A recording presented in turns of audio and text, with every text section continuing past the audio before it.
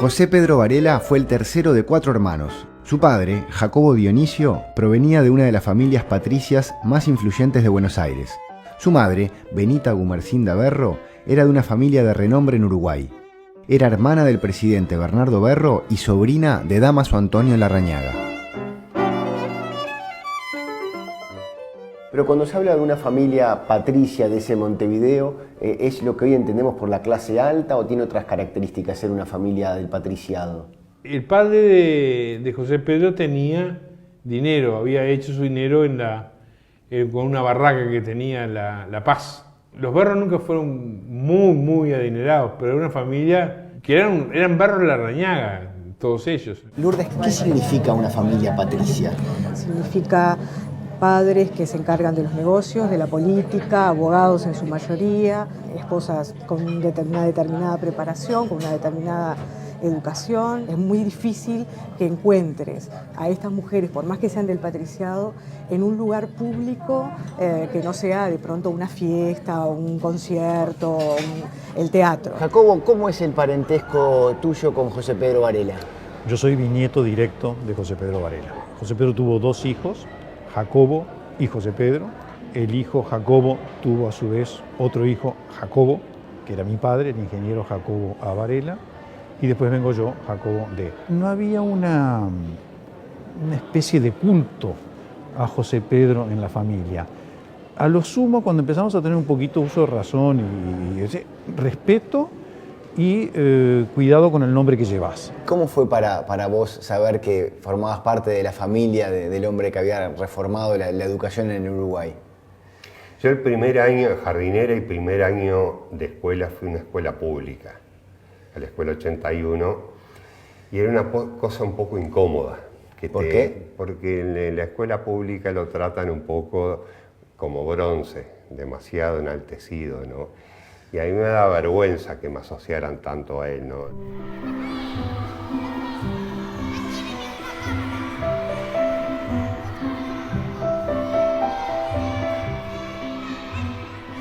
José Pedro Varela asistió los primeros 3 años escolares a una escuela mixta. Luego, cuando tenía 8 años, empezó a ir al colegio de los Padres Escolapios. Agapo, ¿qué característica tenía el colegio de los Padres Escolapios? Era de primera. Había filosofía, había ciencias, pero Varela fue hasta los 15 años nada más. Y los Escolapios tuvieron mucho prestigio, sobre todo en los sectores liberales, en los sectores más vinculados a las nuevas ideas. Esos escolapios, algunos de los cuales eran afines a la masonería, cosa que puede haber influido en Varela para su afinidad con la orientación de la masonería. ¿Era masón José Pedro Varela? Tengo elementos para decir que no era masón. Se ha hablado de que Helio Fernández es masón. Perdón, se dice que este piso tiene elementos masónicos. Sí, porque la logia tiene baldosas blancas y negras. ¿Está? No sé si la logia o el templo, perdón, creo que se llama templo. Dije, para nosotros nada más que párense todos en las baldosas negras, y ahí había que pararse, igual que te sacaría la baldosa negra cuando había fiestas. Pero que no fue masón fundamentalmente por la presión familiar. A pesar de que la esposa era hija de un masón católico y que la hubiera probablemente seguido, las hermanas eran antimasónicas totalmente, la madre era antimasónica. Aunque los archivos masónicos todavía no están abiertos en el Uruguay, estoy seguro de que si algún dato hubiese de que Varela fue masón, estaría publicado. Y no lo hay. Y no lo hay. Él aparece como la oveja negra de esa familia. Porque, en primer lugar, no quiso estudiar abogacía, pero soñaba con ser poeta, fundamentalmente. Y escribió un libro, Ecos Perdidos. Le decían el loco. A los 23 años, Varela parte en barco rumbo a Europa. Visita Portugal, España, Francia e Inglaterra. Desde allí viaja a Estados Unidos, país que cambiará su manera de pensar. Cristina, Varela parte de acá en 1867. Se va en el buque Arno. ¿Cómo eran esos buques en los que se viajaba a Europa? Esos buques eran transporte de carga y transporte de pasajeros y tenían una capacidad de pasajeros aproximadamente entre 25 y 30 personas. Ah, poco. Sí, era poco porque estaban también dedicados a la carga y como eran buques mixtos, es decir, buques de vela y buques de vapor todavía, que tenían vapor a paletas, la parte, digamos, de carga y de pasajeros se veía disminuida porque tenían que llevar mucho carbón y aparte tenían toda la parte de velas y todo que también impedía que se llevara mucha carga. Los camarotes de primera, para que te des una idea, podían tener, por ejemplo, calefacción a vapor, podían tener iluminación. La parte de segunda y de tercera ya la cuestión no era tan fácil, digo, de pronto se viajaban de a 10, 15 personas. ¿Y sabemos si Varela viajó en esa primera clase o no? Yo se supone de que sí. Era normal que la clase pudiente facilitara algún viaje a Europa como complemento a la formación, porque acá no había otra forma de formarse, salvo lo elemental de los colegios estos privados que daban, aparte de lo muy básico, algunas otras nociones. ¿Había un cierto confort? ¿Habría tertulias? ¿Habría mesas para...? Bueno, las tertulias en particular eran, digamos, entre la oficialidad del buque y las clases, digo, la primer clase, es decir, los pasajeros que compartían la clase en la que se viajaba. Los menús no eran muy variados porque todavía no se había impuesto del todo la refrigeración, que en esos momentos estaba ya en auge también. Uno recuerda el Titanic. Claro, uno piensa en el Titanic. Con esos salones todos iluminados, las fiestas, las mesas todas con menús variados. ¿Y eran viajes que duraban 2 meses, 10 días? ¿Cuánto más o menos?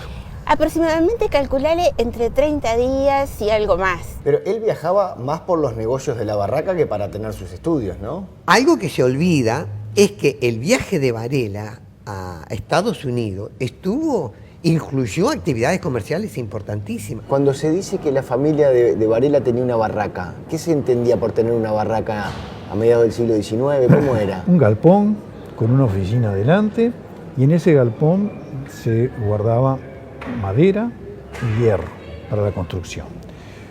No había fundiciones acá en América, así que el hierro se traía del exterior y la madera venía principalmente de Estados Unidos, el pinotea, ese pinotea que estamos viendo en las demoliciones, en las viejas casas. Él, por ejemplo, fleta 2 barcos con materiales para la barraca, arados, hierros, herramientas, etc. 2 barcos que lamentablemente se le hunden.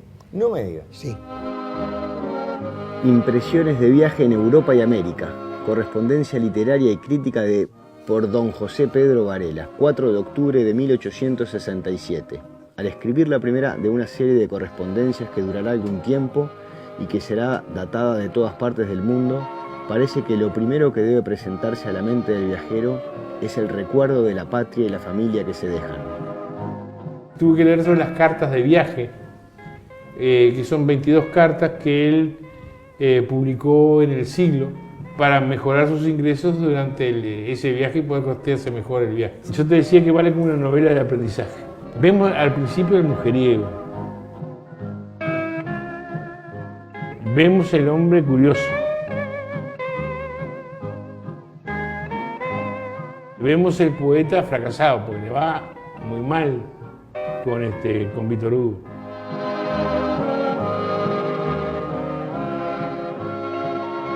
Pero nunca se vio a sí mismo como educador.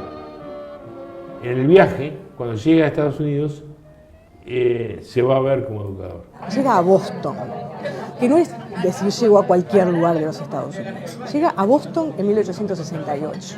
Es el norte abolicionista, el norte industrializado. Hay una figura que es clave en la relación de Varela con la educación y la importancia de la mujer, que es una pensadora norteamericana. Anne Elizabeth Dickinson. Dice Varela en su carta, yo la veo en el estrado hablando con gran pasión, con gran conocimiento, hablando de política, dominando la situación. De noche nos encontramos para cenar y es una mujer maravillosamente arreglada, vestida, maquillada, perfecta, una dama 100%. Le pone en crisis el concepto básico, que para él una mujer inteligente era una equivocación de la naturaleza, un error de la naturaleza. Palabras textuales de Varela. Y descubre que la feminidad de la mujer norteamericana depende de la educación.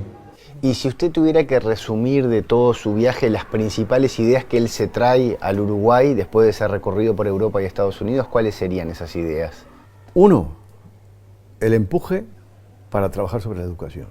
Y dos, la necesidad de jerarquizar a la mujer. Y la sociedad norteamericana de aquella época ya tenía una impronta que a José Pedro, con ese espíritu de libertad y de respeto a la libertad de la persona, le atrajo enormemente. Y dije, qué ganas de llevar esto a mi país.